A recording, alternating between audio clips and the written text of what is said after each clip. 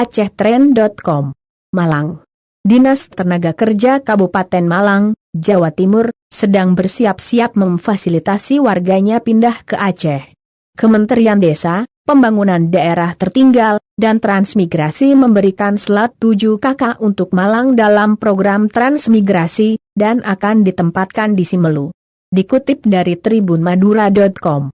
Selasa, 26 Januari 2021, Kepala Dinas Tenaga Kerja, Disnaker, Kabupaten Malang, Yoyok Wardoyo menjelaskan, program tersebut berasal dari Kementerian Desa, Pembangunan Daerah Tertinggal, dan Transmigrasi, PDTT.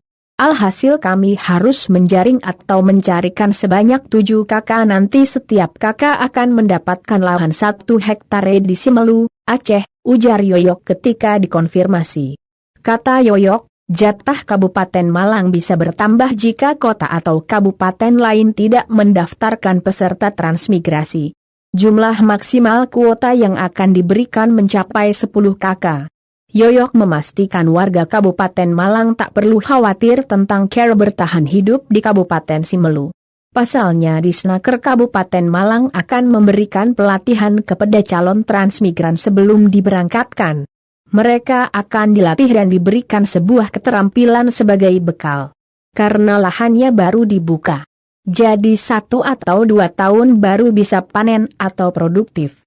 Maka kurun sebelum produktif ini kita bekali survival atau bertahan hidup, jelas Yoyok. Pada program ini, calon transmigran tidak perlu memusingkan biaya keberangkatan menuju Kabupaten Simelu. Program ini dibiayai oleh Kementerian Transmigrasi. Dia akan beli lahan di pemerintahan di sana. Mereka pindahnya harus 1 KK dan lahannya diberikan kepada mereka, beber Yoyok. Terakhir, Yoyok menerangkan kini pihaknya tengah berpacu dengan waktu untuk menjaring para calon transmigran untuk berangkat ke wilayah yang berada di 150 km dari lepas pantai barat Aceh itu. Keberangkatan dilakukan pada Desember 2021.